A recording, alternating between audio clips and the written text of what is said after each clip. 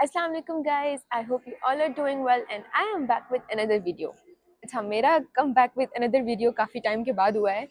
मैं काफ़ी टाइम से एक वीडियो बनाना चाह रही थी जिसमें मैंने MBBS का क्राइटेरिया बताना था, लेकिन मेरी तबीयत ही ख़राब हो गई। यहाँ पे टेम्परेचर बहुत कम चल रहा है, लाइक माइनस में चल रहा है। तो आप ये कह लें कि ज़रा सा भी अगर आप लोगों ने एहतियात नहीं की ना, लाइक ठंड में फिर लिया ज़रा, तो आप बीमार हो जाओगे। तो मैंने नहीं की, तो मैं हो गई थी बीमार, गॉट सिक, फ्लू वगैरह और बुखार वगैरह हो गया था। तो इस वजह से, और साथ में मैं एक और भी चीज़ कंफर्म करी थी कि क्राइटेरिया 5 साल पहले जो था अभी भी वही है, क्योंकि मैंने तो एडमिशन 5 साल पहले लिया था ना, तो तब क्राइटेरिया कुछ और था। और मैं इस बात को कंफर्म करी थी, हालांकि मुझे कभी अभी तक कोई अपडेट या ऐसी कोई न्यूज़ तो मिली नहीं थी कि क्राइटेरिया चेंज हुआ है या नहीं। लेकिन कुछ रूमर्स, तो आपको पता है जितने मुंह उतनी बातें होती हैं, रूमर्स वगैरह तो होते ही हैं कि क्राइटेरिया चेंज हो गया है, अब ये हो गया, वो हो गया। तो मैं उस चीज़ को कंफर्म करी थी कि वाकई में चेंज हुआ है या नहीं हुआ। तो मुझे पता चला कि नहीं, क्राइटेरिया चेंज नहीं हुआ। उस वजह से ना वीडियो बनाने में थोड़ा डिले हो गया कि मैंने क्राइटेरिया भी कंफर्म किया, मेरी तबीयत भी ठीक नहीं थी। तो खैर, finally I'm back with another video। So today basically I'm gonna explain you guys the criteria of MBBS in China। तो क्राइटेरिया MBBS का चाइना में आप कह लें कि सिंपल है, it's not that much complicated, because you don't need any kind of test to get admission here. Because Pakistan में तो आपको टेस्ट देना पड़ता है, और काफ़ी सारा हर जगह के अपने क्राइटेरियाज होते हैं। लेकिन चाइना क्योंकि अभी नया नया, आप ये कह लें कि नया नया तो नहीं, आप ये कह लें कि 15 साल हुए हैं चाइना ने इस तरह की काम शुरू किए, लाइक MBBS। वहाँ से पहले लोगों का इतना इस तरफ रुझान नहीं था, आप कह सकते हैं, लेकिन अब लोगों का ज़्यादा हो गया है। तो अब प्रोबेबली नियर फ्यूचर क्राइटेरिया सख्त हो जाएगा, मे बी चाइना की तरफ से ना हो, लेकिन PMC की तरफ से हो जाएगा, पाकिस्तान मेडिकल कमीशन। क्योंकि मुझे जहाँ तक लग रहा है, क्योंकि पाकिस्तान में भी ना अब जो कंपटीशन है ना वो बहुत टफ हो गया है, और जो बाहर के स्टूडेंट्स बाहर से रशिया, चाइना या किसी और कंट्री से करके आते हैं MBBS, उनके लिए वो क्राइटेरिया सोच रहे हैं कि हम थोड़ा टफ कर दें, क्योंकि पाकिस्तान में एडमिशन मिलता नहीं है और आप बाहर से करके आ जाते हो, तो ये थोड़ा उनके लिए मसला है, वहाँ के स्टूडेंट्स के लिए भी। खैर, पाकिस्तान में तो वैसे भी सीट्स और जॉब्स नहीं है। खैर, हम वीडियो की तरफ आते हैं। तो क्राइटेरिया हम जो MBBS के लिए है ना, वो आप कह लेंगे सबसे पहली चीज़ तो ये है कि आपके मार्क्स और परसेंटेज एटलीस्ट कुछ जो यूनिवर्सिटीज़ हैं, जो अच्छी यूनिवर्सिटीज़ हैं, वो आपको 70% से कम एक्सेप्ट नहीं करेंगी। हाँ, और जो कुछ नॉर्मल यूनिवर्सिटीज़ हैं वो 60% पे कर लेती हैं, लेकिन फिर वो वही बात आ जाती है कि नॉर्मल और अच्छी यूनिवर्सिटी का फिर डिफरेंस होता है बाद में। तो आप ये कह लें कि 60 जो क्राइटेरिया है ना यहाँ पे मार्क्स का एडमिशन लेने के लिए, तो you must have 60 to 70% scores in your FSC intermediate exams. तो आप कह लें कि इतने स्कोर्स चाहिए होते हैं, 60 to 70% आपको यहाँ पे अप्लाई करने के लिए। अब ये डिपेंड करता है, अगर कोई आपसे कहे नहीं नहीं हम आपको 60% से भी कम पे एडमिशन करवा देंगे, ये वो मे भी हो भी जाता होगा, लेकिन 50 60 60% से कम नहीं होता, क्योंकि मोस्टली यूनिवर्सिटीज़ अब अपने क्राइटेरियाज अच्छे कर रही हैं। क्योंकि पहले तो ऐसा नहीं था, अब ज़्यादा टफ हो रहा है। मैं कह रही हूँ ना, क्योंकि यहाँ पे ज़्यादा रुझान हो गया है, स्टूडेंट्स ने आना ज़्यादा शुरू कर दिया है, तो यहाँ के भी क्राइटेरियाज थोड़े टफ हो रहे हैं। तो अब पहला क्राइटेरिया तो ये था कि 60 to 70%। बाकी फिर आ जाते हैं डॉक्यूमेंटेशन। ठीक है, आपकी डॉक्यूमेंटेशन अच्छी होनी चाहिए। डॉक्यूमेंटेशन में आपके अटेस्टेशन होती हैं, अटेस्टेशन में आपके वहाँ पे आ जाता है कि मोफा, IBCC। ओके, तो ये वहाँ से आपने अपनी डिग्रीज को अटेस्ट करवाना होता है, अपनी फर्स्ट ईयर की डिग्री, सेकंड ईयर की डिग्री, काफ़ी। ये मैं आपको ना एक पूरी लिस्ट जो है ना वो मैं डिस्क्रिप्शन में ऐड कर दूंगी कि कौन कौन से डॉक्यूमेंट्स रिक्वायर्ड होते हैं यहाँ पे एडमिशन के लिए अप्लाई करने के लिए।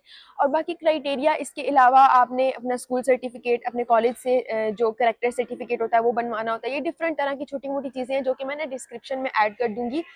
बाकी एज सच कोई इतना खास क्राइटेरिया नहीं है। हाँ, ये जो मार्क्स वाला है ना, ये आप लोगों को देखो, मैं फिर कहूँगी कि स्कैम से बचो, क्योंकि समटाइम्स कुछ बच्चे होते हैं ना जिनके मार्क्स लेस देन 50% आए होते हैं। लाइक पहले अच्छे ब्रिलियंट स्टूडेंट्स होते हैं, they want to be a doctor, लेकिन जब FSC और या फर्स्ट ईयर सेकेंड ईयर की बारी आती है तो वो बेचारे नहीं पढ़ पाते, उस तरह से फोकस नहीं कर पाते, तो उनके मार्क्स अच्छे नहीं आते।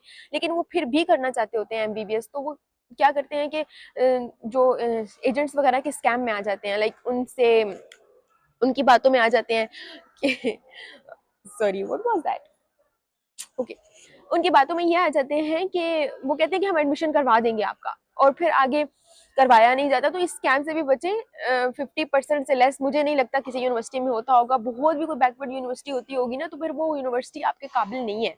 वो फिर आप यही कह लें कि ना उधर इंग्लिश टीचर्स होंगे और ना कुछ ऐसा वैसा, बाद में आगे आपको कहीं अप्लाई करने के लिए भी प्रॉब्लम्स फेस करने पड़ेंगे। तो ये आप लोग बच के रहें कि ऐसा वैसा कोई स्कैम, ऐसे वैसे स्कैम से बचें। और सेकंड थिंग, अब कुछ बच्चों का ये होता है कि फ़ीस स्ट्रक्चर क्या है। फ़ीस स्ट्रक्चर मैं आप लोगों को थोड़ा सा एक्सप्लेन कर देती हूँ, क्योंकि ना फ़ीस स्ट्रक्चर हर यूनिवर्सिटी का डिफरेंट होता है। क्योंकि अब कुछ यूनिवर्सिटीज़ हैं, अब मैं आपको अपनी यूनिवर्सिटी का फ़ीस स्ट्रक्चर एक्सप्लेन कर देती हूँ। अब जैसे मेरा ना 22,000 और 23,000 RMB, RMB is a Chinese currency, तो ये बनता है तकरीबन। अब देखें, चाइनीज़ करेंसी में मैं ज़रूर बताऊंगी, क्योंकि इंडिया और पाकिस्तान के स्टूडेंट्स देख रहे होते हैं, तो वो फिर ये है कि आप लोग अपने हिसाब से कन्वर्ट कर लो। अब मेरी university 22 to 23,000 without leaving expense मुझे लाया करती है। लाइक मुझे पर ईयर 22 to 23,000 आरएमबी पे करना पड़ता है, अकोमोडेशन वगैरह सब कुछ डाल के। हाँ, लेकिन मेरा उसमें लिव इन एक्सपेंस नहीं है, क्योंकि वो मैं खुद पे करती हूँ। मतलब खाना पीना अपना, वो सब कुछ जो भी होता है ना, वो आप पे खुद पे डिपेंड करता है कि आप कितना खर्च कर रहे हो या जो भी है। तो मेरी यूनिवर्सिटी का ये है। अब कुछ मेरे यूनिवर्सिटी से अच्छी यूनिवर्सिटीज़ हैं जिनका 30,000 भी होता है, जिनका 35,000 भी है, जिनमें सारा कुछ आपको जस्ट लाइक यूनिवर्सिटी भी अच्छी यूनिवर्सिटी है, ऐसा नहीं है, लेकिन डिपेंड करता है। मेरी थोड़ी सेमी गवर्नमेंट यूनिवर्सिटी है। बाकी अगर बहुत प्राइवेट चले जाएँ, जहाँ पे उन्होंने टीचर्स वगैरह बिल्कुल ही बाहर से हायर किए हुए होते हैं, वो फिर आपको फीस स्ट्रक्चर भी उस तरह का कॉस्ट करते हैं। लाइक मेरी यूनिवर्सिटी में जो फीस स्ट्रक्चर है ना, सॉरी मेरी यूनिवर्सिटी में जो टीचर्स है ना, वो इंडोनेशिया, पाकिस्तान, इंडिया और यहाँ से हायर किए गए हैं ना, तो उस हिसाब से फीस स्ट्रक्चर थोड़ा नॉर्मल है। लेकिन अब कुछ यूनिवर्सिटीज़ हैं, वहाँ पे टीचर अमेरिका, कनाडा, यूएसए वहाँ से हायर किए जाते हैं, तो फिर उस हिसाब से उनका फीस स्ट्रक्चर भी ज़्यादा होता है। तो ये डिपेंड करता है कि आप कौन सी यूनिवर्सिटी कैसे चूज़ करते हैं। खैर, फिर कहूँगी स्कैम से बचें यार, स्कैम बहुत हो रहा है। आपका एडमिशन कहाँ किसी और यूनिवर्सिटी में जाता है और करवा किसी और जगह दिया जाता है, सारे पैसे खुद रख लिए जाते हैं। तो प्लीज़ प्लीज़ प्लीज़ स्कैम से बचें। आप लोग खुद अपनी यूनिवर्सिटी देख सकते हैं, आप लोग खुद अपनी यूनिवर्सिटी सर्च कर सकते हैं। जब आपको पता चले कि आपका एजेंट कह रहा है मैंने इस यूनिवर्सिटी में एडमिशन करवाना है आपका, आप पहले पूछो कि किस यूनिवर्सिटी में अप्लाई करो। You can go to their website, you can find like Chinese website मिल जाएंगी आपको, आप गूगल से ट्रांसलेट कर लें उसको और देखें, क्योंकि काफ़ी सारी यूनिवर्सिटीज़ ने अपनी चाइनीज़ वेबसाइट्स बनाई हुई होती हैं, उनकी इंग्लिश वेबसाइट्स नहीं होती। तो आप लोग खुद सर्च करें। आप ये कह लें कि एडमिशन लेने के लिए आपको अपना दिमाग लाजमी लगाना पड़ेगा। Don't rely totally on agents. Agents आपको कभी भी, मुझे नहीं लगता, मैं नहीं, क्योंकि कोई पैसे खा रहा होता है और तो कोई सारे ही रख लेता है और आपको गलत एडमिशन करवा देता है। तो प्लीज़ इस चीज़ से बचें। तो अपनी यूनिवर्सिटी खुद सर्च करें, अपनी यूनिवर्सिटी के फ़ीस स्ट्रक्चर्स आप खुद देखें, क्योंकि सब कुछ वेबसाइट्स पे अवेलेबल है। ऐसा कुछ भी नहीं है जो कि इंटरनेट पे अवेलेबल ना हो। देखो, मुझे नहीं पता था मेरे टाइम पे कि मैं अपनी यूनिवर्सिटी सर्च करूँ या अपनी यूनिवर्सिटी के बारे में खुद इन्फॉर्मेशन निकालूँ, क्योंकि किसी को भी नहीं पता होता उस टाइम पे। और मैं ये चाहती हूँ कि अब स्टूडेंट्स को पता चल जाए कि सब कुछ अवेलेबल है, क्योंकि एजेंट्स हमें कहते हैं नहीं नहीं वो इस तरह से गूगल पे अवेलेबल नहीं होता, लेकिन ऐसा कुछ भी नहीं है। गूगल पे सब कुछ अवेलेबल है, ऐसा कुछ भी नहीं है। तो इस स्कैम से आप लोग बचें।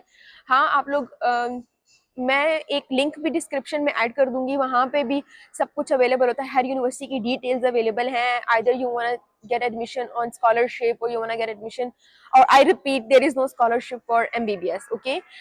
मैंने इस पे एक वीडियो भी बनाई है, आप लोग बेशक मेरी पिछली वीडियो जाके देख लीजिएगा। बाकी बस यही था क्राइटेरिया यही है कि सिंपली आप कह सकते हैं कि मार्क्स और आपकी डॉक्यूमेंटेशन, नथिंग एल्स। कोई ऐसा क्राइटेरिया नहीं है जो कि अभी तक चेंज हुआ हो। हाँ, अगर आपको कोई कहता है तो बेशक आप ज़्यादा मोर कंफर्म कर लें, क्योंकि मैंने जितना कंफर्म किया है उसके हिसाब से तो क्राइटेरिया यही है।